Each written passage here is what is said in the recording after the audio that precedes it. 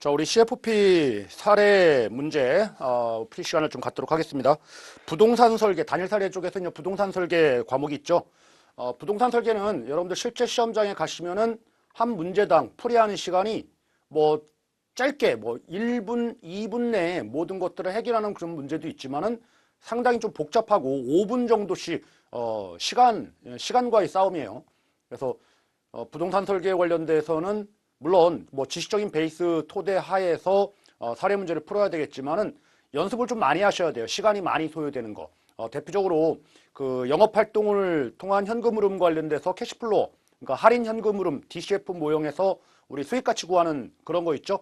거기에서 손현재 가치라든지 내부 수익률에 따라서 의사결정하는 거. 뭐 이걸 해야 되는지, 구매를 해야 되는지, 아니면은 뭐 5년, 3년 동안 보유한 후에 판매를 해야 되는지 관련된 문제가 상당히 꼭 나와요. 시험 문제는 꼭 나오는 그런 유형이기 때문에 그게 가장 많은 시간을 잡아먹는 그런 유형이 될 거고, 여기 앞쪽에 나와 있는 이런 문제들은 좀 속달 반복을 하셔가지고 언제든지 대응할 수 있도록 이렇게 연습이 좀 필요합니다. 자, 우리 1번부터 보도록 하겠습니다. 다음 정보를 고려해서 원가법에 따른 부동산 가치를 구해봐라 라는 거죠. 이제 원가법, 우리 이제 부동산 가치를 구하는 방식이 시장 접근법, 그리고 비용 접근법, 그리고 소득 접근법. 그래서 세 가지 접근 방식을 취하죠. 세 가지 접근 방식.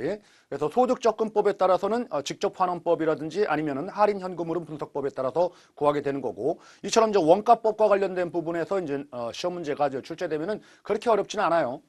보통 보게 되면은 여기선 이제 문제상으로도 주어졌지만은 우리 건물이라는 것은 원가로 구하지만 여기 바닥에 깔려 있는 이 토지와 관련된 부분들은 토지는 생산 원가가 힘들죠. 그래서 토지와 관련된 부분들은 우리가 거래 사례 비교법, 거래 사례 비교법으로 구하고, 그리고 원가법에서는 이 건물의 가치를 원가법으로 구하는 거죠. 그래서 건물의 가치 이제 원가법은 어떻게 구해요? 지금 제조달 원가, 제도달 원가를 구하고 여기에서 그동안에 이제 경과 기간이 있으니까 이런 부분에 대해서 그러니까 감가상각, 자 이렇게 처리하면 되겠죠. 그리고 제조달 원가와 관련된 부분들은 언제 지금 현재는 아니지만 여러분들 그 평가하기로 한 기준 시점이 있죠. 그 시점에 신축했을 때의 가액을 구하는 거지, 과거에 애초에 설립 건설됐을 때의 그 원가로 구하는 게 아니죠. 그리고 이제 감가상각과 관련된 부분들은 뭐 직선법에 따라서 구할 수도 있겠지만은 분해법에 따라서도 구할 수가 있어야 된다라는 거죠. 그래서 시험 문제 쉽게 나오면 직선법으로 구하는 문제가 나오겠지만 좀 어렵게 나오면은 분해법으로 따라서, 그렇죠? 분해법인 뭐예요? 물리적 감가와 그리고 이제 기능적 감가, 그리고 경제적 감가, 뭐 이런 부분들을 다 고려해서 감가상각을 차감하면은 지금 현재 건물 가치를 구하게 된다. 이런 논리를 가지고 보시면 되겠다라는 겁니다. 자, 그래서 이제 해당 사례들을 보니까 이제 토지 먼저 한번 보시죠. 토지 가치와 관련된 부분들은 토지가 이제 800제곱미터다라고 되어 있고요. 토지와 관련된 부분들, 거기 세 번째 쪽 보니까 인근 지역 내의 유사 토지의 최근 거래 가격은 우리가 제곱미터당 300만 원이다. 정상 가격 대비 10% 낮은 가격으로 거래됐다. 이런 말 나와 있죠. 자, 그러면은 우리가 토지와 관련된 부분의 가치를 구하니까 우리가 300의 사례, 그렇죠? 곱하기 우리가 이제 사정 보정이라는 거죠. 항상 요거 보정치와 관련된 부분들은 항상 사례분의 대상 이렇게 놓는 거예요. 우리가 사례가 10% 싸게 거래됐다. 그러니까 사례가 90이다라는 거죠. 100 대비. 이게 이제 사정 보정치가 되겠죠. 사정 보정치. 자, 그리고 그 다음에 이제 시점 수정이라든지 아니면은 뭐 지역 요인 분석, 그리고 개별 요인 분석, 뭐 이런 것들이 다 이제 결합돼서 토지의 가치를 구하는 거. 뭐 거래 사례 비교법은 워낙 쉬우니까. 그렇죠? 자, 그러면 계속 읽어보니까 사례 토지는 정방형으로 대상 토지보다 대상 토지가 10% 우세다라고 되어 있습니다. 대상이 10% 우세다. 그러니까 항상 사례분의 대상이니까 대상이 10% 우위다. 요거죠. 이렇게 우리가 그 형상과 관련된 부분에 대해서 하라는 얘기고요. 자, 우리 접근성 면에서는 대상 토지가 8% 우세다라고 되어 있습니다. 접근성 면에서 대상 토지가 8% 우세다. 이렇게 하면 되는 거죠. 항상 사례분의 대상이에요. 사례분의 대상. 자, 이렇게 하게 되면은 제곱미터당 얼마다 뭐 이런 금액이 나오겠죠. 제곱미터당 얼마다 이렇게 구하면은 제곱미터당 얼마다 이 금액이 나온다라는 거죠. 이게 바로 거래 사례 비교법에 따른 대상 토지의 비준 가격이 된다라는 거죠. 제곱미터당 금액이니까 이 금액에 800제곱미터가 대상 토지의 면적이니까 이 면적을 곱하게 되면은 대상 토지의 가격을 산출하는 겁니다. 그래서 거래 사례 비교법은 뭐 쉬워요. 이렇게. 다음은 건물에 관련된 부분은 보죠. 건물과 관련된 부분을 보시니까 그 위에 첫 번째 쪽 보니까 우리가 이제 건축 면적이 1층이 400, 2층이 350, 3층이 300, 그리고 4층이 250이다라는 거예요. 4층이 250. 그러니까 다 합치면 얼마예요? 3, 4, 12, 1300제곱미터 정도 나오네요. 1300제곱미터, 그죠? 건물의 제주도 원가 구하는 거예요. 1300제곱미터를 우리가 이제 건축으로 하려고 합니다. 자, 그 다음에 이제 거의 네 번째 쪽 보니까 건물의 내용 연수는 50년이고 건축 당시의 제주도 원가는 50만 원이었지만은 기준 시점 현재 건물의 제주도 원가는 80만 원이다라는 거예요. 항상 기준 시점으로 구하는 거지 건축 시점으로 구하면 안 되죠. 그래서 80만 원이 이렇게 제주도 원가가 된다라는 겁니다. 상당히 간단하죠.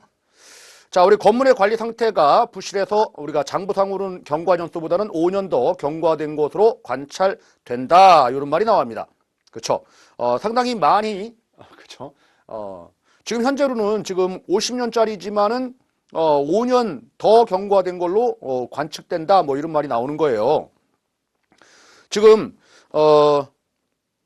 그 내용에서 다음 보겠습니다. 다음 보시니까 뭐 그런 말이 나옵니다. 자, 우리 건물의 기능적인 부분을 고려하면은 1억 원이 추가적으로 소요된다. 이게 이제 기능적 감가와 관련된 부분이죠. 1억 원. 뭐 경제적 감가와 관련된 부분들은 얘기가 안 나와 있고요. 그렇죠? 자, 그리고 두 번째 점을 잠깐 볼게요. 두 번째 점을 보니까 건물은 10년 전에 신축됐다 이런 말 나옵니다. 자, 그러니까 여기 이제 감가상각, 기능적 감가와 관련된 부분들은 여기 1300제곱미터에 곱하기 80만 원. 자, 여기에 물리적 감가 총 50년인데 뭐래요? 지금 10년 지났지만은 실제 보니까 15년 지났다. 실제로 하란 얘기죠. 실제 경과년수를 따지는 게 아니라 유효 경과년수를 가지고 우리가 실질적으로 따지는 거예요. 그러니까 50분의 15에 해당되는 부분만큼 감가를 해라. 그런 말이에요. 자, 그런데 전물을 감가하는 게 아니라 내용을 읽어보니까 제주도 원가의 10%는 잔존 가치가 있다. 그러니까 90%만 감가하면 되겠죠. 그렇죠? 자, 여기 바로 이제 물리적 감가와 관련된 부분에 이제 금액이 되는 거고, 여기 기능적 감가는 1억 원이 되는 거고. 그래서 제주도 원가 요 금액에서 이 두 가지 금액을 차감하게 되면은 건물의 원가 가액이 나오게 되는 거죠. 그래서 두 개를 합산하면은 해당 부동산의 가치를 구하는 그런 유형의 문제입니다. 그래서 해당 문제는 여러분들 문제가 어렵지는 않아요. 문제가 어렵지는 않지만은 이렇게 우리가 원가법과 거래사례 비교법이 함께 병존하는 문제를 풀 때는 항상 시간과의 싸움이다. 이렇게 보시면 돼요. 그래서 이런 문제들을 많이 연습들을 해 두시면 좋겠다라는 겁니다. 자, 다음 우리 2번 문제는 너무나 쉬운 문제예요. 실제 시험장 가면은 이렇게 2번처럼 문제가 나왔다라고 하면은 여러분들 뭐 이 문제는 1분 내에 풀고 가셔라. 뭐 이런 의도가 깔려 있는 거죠. 자, 우리 CFP 자격인증자인 김재무 씨는 고객이 보유하고 있는 토지 가치를 거래사례 비교법으로 산정하고자 한다라는 거예요. 그래서 내용을 쭉 읽어보니까 우리 이제 거래사례 비교법과 관련된 부분에 이제 2번 문제, 요거 단독의 문제죠. 어떻게 풀어요? 사례 토지의 가격에 곱하기 사정 보정이 있다면 사정 보정을 해주고, 그리고 이제 시점 수정이 있다라고 하면 시점 수정을 해주고, 그리고 지역 요인 비교라든지 우리 이제 개별 요인 비교, 자, 이런 식으로 가면서 대상 토지의 우리가 가격을 구하게 되는 거죠. 항상 이런 것들 산정할 때 이제 비준치라고 하죠. 이제 비교, 보정치라고도 얘기합니다. 이런 보정치는 항상 룰이 있죠. 항상 사례분의 대상, 자, 요런 공식으로 다 집어넣으면 돼요. 물론 시점 수정은 기간 경과에 따른 상승률 뭐 이런 거 고려하면 되는 거고. 자, 읽어보니까 첫 번째, 대상 토지와 유사한 거래 사례는 1년 전에 4억 원에 거래되었으며 이는 매도자 사정에 따라서 5% 저가로 거래된 것으로 추정한다. 이런 말이 나와 있습니다. 자, 우리 4억 원에 거래됐다라는 거예요. 4억 원. 그러니까 사정치가 있다라는 거죠. 사정치가. 지금 5% 저가로 거래됐다라고 하니까 지금 사례가 저가로 거래됐다라는 거예요. 5%. 그러니까 100 기준으로 95에 거래됐다라는 거죠. 이렇게 사정보정치와 관련된 부분을 보정하셔라라는 겁니다. 자, 다음 두 번째 보니까 대상토지와 사례토지가 속한 지역은 최근 1년간에 10% 상승했다. 그러니까 1년 전에 거래네요. 그래서 시점을 지금 현재로 하게 되면은 1.1 이렇게 상승치를 반영하면 되겠죠. 자, 우리 세 번째 쪽 보니까 기준 시점 현재 대상 토지는 4m 도로에 접하고 사례 토지는 2m 도로에 접하고 있기 때문에 대상 토지는 사례 토지보다 도로 조건에서 20% 우세하다. 대상이 20% 우세하대요. 대상이 20%. 자, 그러니까 어떻게 돼요? 120, 대상이 120 이렇게 선정하면 되겠죠.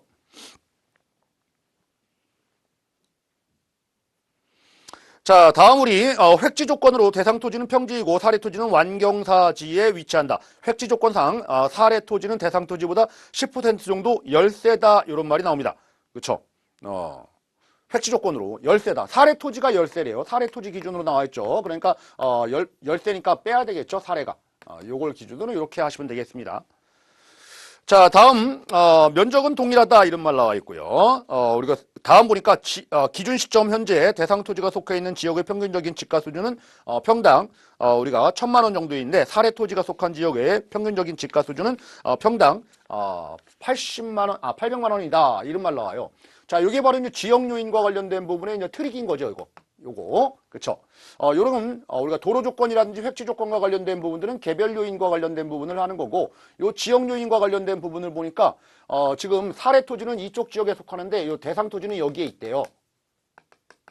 그러니까 요 사례 토지보다 요 대상 토지가 속하 있는 이 지역이 전반적인 가격 수준이 조금 높다는 얘기죠. 그 부분만큼 반영을 해주라는 얘기입니다. 그래서 항상 사례분의 대상이니까 그렇죠? 800만 원 대비 우리가 1,000만 원 요 비중으로 이렇게 좀 끌어올려서 대상 토지의 가격을 구하라 뭐 이런 겁니다. 그죠? 자, 이렇게 해서 계산하면 되죠. 이거는. 그러니까 이거 사례 토지 사시지계면 뭐 요거 알고 있다라고 하면은 너무나 쉽게 풀 수 있는 그런 유형의 문제이기 때문에 여러분들 뭐 계산기 잘못 버튼 누르는 거 요거 실수만 안 하면은 뭐 다 맞추는 거죠. 요거는 뭐 연습 여러분들 많이들 하셨을 거예요. 그렇죠? 자, 다음 이제 3번 문제 바로 갈게요. 자, 이렇게 부동산 가치를 구하라는 문제는 여러분들 이제 맞추라고 내는 문제이기 때문에 반드시 다 맞춰야 돼요. 자, 3번 문제. 남정희 씨는 3억 원을 투자해서 상가를 매입하려고 하는데 투자 자본에 대한 요구 수익률이 연 10%래요. 요구 수익률이 10%네요. 자, 3년 보유 후에 매도할 경우에 상가의 가치는 2억 5천 될 걸로 예상된다. 자, 요거 수익률을 충족시킬 수 있는 연간 순영업이익은 얼마냐라는 거죠. NOI 구하라는 거네요. 그렇죠? NOI 구하라. 자, 그래서 이런 문제에 관련된 부분들은 뭐 잘 우리가 좀 파악을 좀 해두시면 너무나 쉬워요. 여러분들 너무나 쉽다. 자, 이 사람은 10%를 요구한다라는 거예요. 10%를 요구한다. 자, 그러면은 일단은 지금 3억 원에 투자를 하는 거죠. 3억 원. 그리고 이제 3년이 지난 후에 이제 2억 5천만 원에 팔 거래요. 간단한 논리를 가지고 생각해 보세요, 여러분들. 그렇죠? 그리고 3년간 꾸준하게 그렇죠? PMT가 3년간 발생을 할 거예요. PMT, NOI죠, 여러분들. 순영업이익. 자, 이 사람이 요구하는 요구 수익률은 10%래요. 자, 뭐예요, 이거 지금 보니까. 여러분들. 물론 해설을 보게 되면 해설 정석대로 해설을 하고 있지만 별도의 해설로 다시 만들어 놨잖아요. 지금 이게 바로 현재 가치죠. 그쵸? 이게 뭐예요? 미래 가치잖아요. 항상 둘 중에 하나는 마이너스 값을 넣어야죠. 똑같이 양수 값을 막 집어넣으면은 우리가 에러 나올 수가 있으니까. 이렇게 집어넣으면 투자했으니까. 그렇죠? 나머지는 다 들어오는 거고. 이해됐나요? 자, 그리고 i값 10 넣고 n값 3 집어넣으면 뭐 구하면 돼요? 컴퓨터 PMT 구하면 되잖아요. 이게 바로 화폐의 시간가치 개념인 거죠. 화폐의 시간가치. TVM에서 다 공부했던 거. 자, 요 논리대로 풀으시면은 다 구하게 된다. 이렇게 보시면 되겠습니다. 그렇죠? 자, 그래서 이제 문제 그렇게 이제 별해를 가지고 간단하게 풀 수 있지만 정석대로 하게 되면은 지금 거기 해설에 점점 두 가지가 나와 있죠. 첫 번째 점 보니까 상가가치 불변 시의 순영업이익은 얼마예요? 3억 원에 3억 원 투자했으니까 3천만 원씩 이 사람 10% 요구하니까 3천만 원씩 이렇게 나온다라고 하면은 딱 맞다. 이 사람 요구 수익률에. 그리고 나중에 자본 손익에서 손실 보면 안 되죠. 그렇죠? 3억 원에 판매됐다라고 하면은 그렇죠? NOI는 10% 요구하면은 3천만 원 나와야 되는 게 정상이다라는 거예요.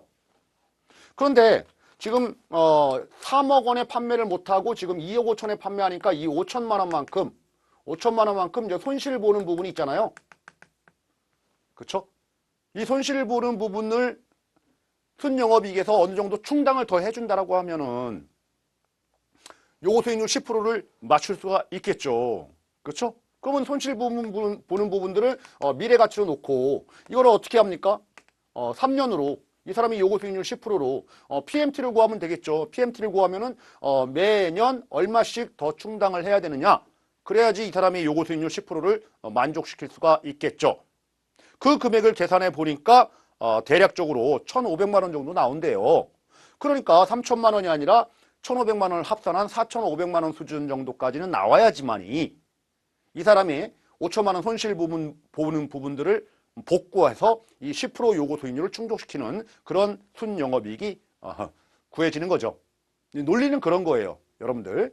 그래서 논리와 관련된 부분의 해설도 있지만은 기본적인 TVM 문제다. 기본적인 TVM 문제다. 자, 이렇게 좀 보시면 되겠습니다. 자, 우리 4번 문제 보겠습니다. 윤두식가 보유하고 있는 부동산의 운용 현황은 다음과 같다. 자기 자본 수익률 변화에 대한 다음 설명 중 가장 적절한 것을 골라라 라고 되어 있습니다. 자, 우리 이런 유형의 문제들이 약간 응용되는 문제죠. 응용되는 문제. 자, 우리 부동산의 운용 현황과 관련돼서 가본 보니까 지난해 종합수익률이 10%였지만 올해는 공실 증가라든지 영업경비 증가 등을 통해서 종합수익률은 8%가 될 걸로 보이고 있다라는 거예요. 자, 나분 보니까 대출 이자율은 지난해 연 5%였지만 올해는 연 6%로 우리 상승할 거다. 뭐 이런 말이 나와 있고요. 자, 대부 비율 60% 똑같다라고 되어 있습니다.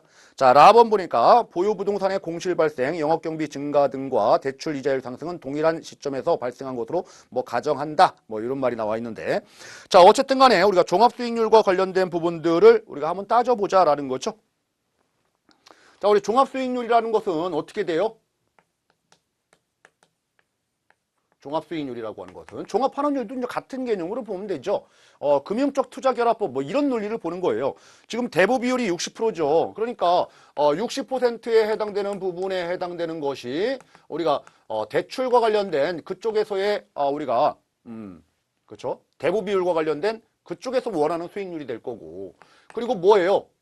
나머지 40%가 해당되는 게 우리가 이제 자기 자본 수익률, 내가 원하는 수익률이 될 거다라는 거죠. 이거의 결합이 종합 수익률 개념이다. 자, 이런 논리를 가지고 여러분들 접근하시면 되겠죠.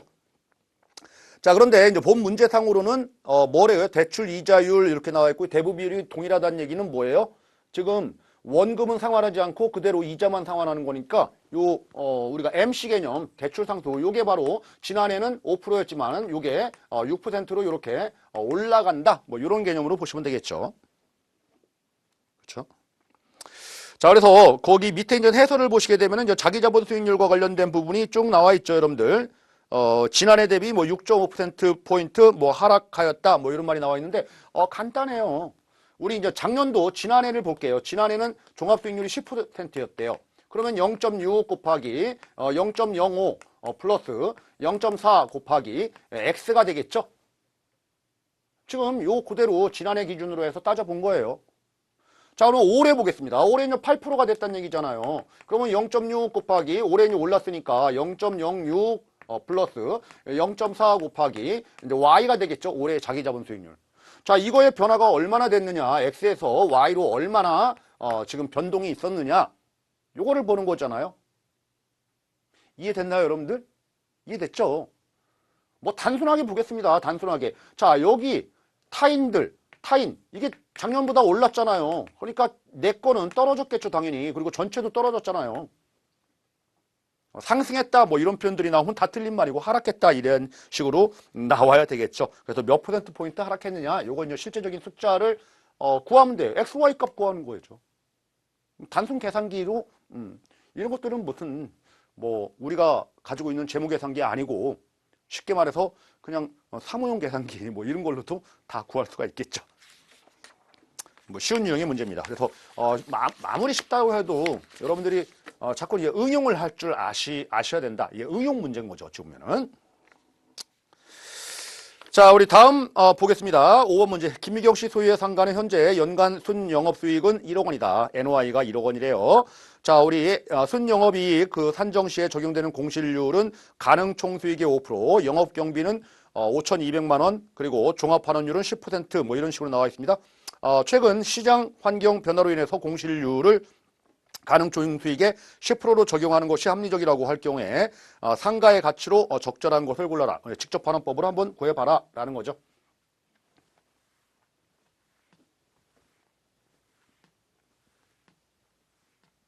자, 우리 직접 환원법의 논리가 어떻게 구하는 거죠, 여러분들? 직접 환원법 논리는 아주 간단하죠. 우리가 가능 총수익 PGI, 그렇죠? 여기에서 뭘 뺍니까? 공실 및 대손 등을 차감하죠. 물론요, 기타 수익이 있다라고 하면은 더합니다. 뭐 광고 수입이라든지 아니면 주차장 수입이라든지 뭐 이런 게 있다라고 하면 더하면 되는 거죠. 자, 그래서 현실적인 우리가 총수익을 구하는 게 바로 유효 총수익이라고 하는 거죠. EGI. 그렇죠? 자, 여기에서 뭐를 빼죠? 영업경비를 빼죠. 영업경비를 차감한다. 자, 이렇게 차감하는 게 바로 순영업이익이 나오는 거죠. NOI. 자, 우리 순영업이익과 관련된 부분을 종합환원율로 나누게 되면은 바로 부동산의 가치를 구한다라는 논리가 바로 직접환원법에 따라서 구하는 그런 논리가 되겠습니다. 물론 종합환원율을 구하는 방식과 관련된 부분들은 여러분들 뭐 지식고 쪽에서 다 공부를 하셨지만은 뭐 시장추출법이라든지 아니면은 금융적 투자결합법, 그리고 에루드법, 뭐 조성법, 뭐 부채감당법 여러 가지가 있어요. 뭐 이런 것들을 사례 문제 풀 때 다시 뭐 부연 설명할 필요는 없겠죠. 여러분들 뭐 다 공부가 돼 있으실 거니까. 그렇죠? 자, 그러면은 한번 구해보자라는 거죠. 지난해 현재 연간 순영업이익이 얼마래요? 1억 원이래요. 1억 원. 그렇죠? 그리고 영업경비는 52000. 영업경비 주어졌네요. 자, 순영업이익이 얼마래요? 1억 원이래요. 1억 원. 그렇죠? 그러니까 유효 총수익이 얼마예요? 이거 역산하는 거예요. 거꾸로 올라가는 거죠. 지금 빼서 5,200만 원 빼서 1억 원이니까 그죠? 유효 총수익은 1억 5,200만 원이 되겠죠. 1억 5,200만 원. 그러면 가능 총수익은 얼마일까라는 거죠. 가능 총수익. PGI는 얼마일까라는 거예요. 자, 요게 기타 수익에 대한 정보가 없고 공실률과 관련된 부분들이 지금 뭐래요? 가능 총수익에 요거 PGI의 5%를 뺀 거래요. 그래서 PGI의 95%가 이거래요. 그럼 어떻게 여기 PGI 나와요? 이 금액 나누기 95% 하면은 역으로 구할 수가 있는 거잖아요. 그렇죠? 이렇게 구하니까 가능 총수익이 얼마? 뭐 1억 6천 나오더라라는 거예요. 1억 6천. 그렇죠? 자, 근데 시장 환경 변화가 있어가지고 우리가 원래는 이거였지만 시장 환경 변화에서 이게 10%로 조정될 거다라는 거죠. 그러면 이거에 10%를 빼니까 얼마입니까? 우리 90%만 해당되는 게 EGI로 오면 되겠죠. 그죠? 거기에서 5,200만 원 차감하면 순영업이익이 또 나오게 될 거예요. 이제 조정된 NOI를 구하면 되는 겁니다. 그래서 올라갔다가 다시 내려왔다 이런 과정이 좀 필요하다는 얘기죠. 올라갔다가 다시 내려오는 조정 과정. 역산하는 겁니다, 여러분들. 역산. 이 문제도 뭐 기출됐어요. 계속적으로 기출됐고 앞으로도 뭐 계속 나올 수 있는 아주 전형적인, 그렇죠? 전형적인 유형의 문제다. 이렇게 보시면 되겠습니다. 자주 숙달 반복하시면 너무나 쉽게 구할 수 있는 문제예요. 그래서 조정된 순영업이익은 이렇게 조정하니까 우리가 9,200만 원 이렇게 나온대요. 그리고 종합환원율 주어졌잖아요. 10%다라고 해서. 그렇죠? 그건 얼마예요? 9억 2천만 원 될 것이다. 이렇게 예측해 볼 수 있다. 이런 문제입니다. 근데 이게 조금 더 응용이 된다라고 하면 이런 문제까지도 생각하면 되겠죠. 종합환원율 자체를 안 주어줘요. 그렇죠? 안 주어주고. 자, 종합환원율을 구하는 내용들을 주어주면 되겠죠, 여러분들. 그렇죠? 그래서 대보 비율 주어주고, 그리고 저당상수 주어지고 대출상수 그리고 지분 환원율 그렇죠? 지분 환원율 EDR 주어지고 그렇죠? 이렇게 주어지게 되면은 요 대부 비율이 예를 들어서 60%다라고 하면은 뭐예요? 자기 자본 비율은 40% 당연히 나오는 거죠. 자, 이런 식으로 이제 금융적 투자결합법에 따라서 종합환원율을 산정해서 해당 부동산 가치를 구해봐라. 여기까지도 더 확대돼서 시험 문제로 만들 수는 있는데 이 문제는 그냥 10% 주어진 거예요. 빨리 풀으라고. 빨리 풀으라고. 그래서 뭐 이렇게 뭐 접근하시면 여러분들 쉽게 다 구할 수 있는 그런 유형의 문제다. 이렇게 보여집니다. 아셨죠? 그래서 문제 수준들이 이렇게 높은 수준도 있지만 아주 평이한 수준의 문제들도 상당히 많이 있다. 이렇게 보시면 되겠습니다. 그래서 뭐 5문제씩 끊어가면서 이렇게 설명을 드릴게요. 잠깐 쉬었다가 6번부터 10번까지는 다음 시간에 또 풀어볼게요.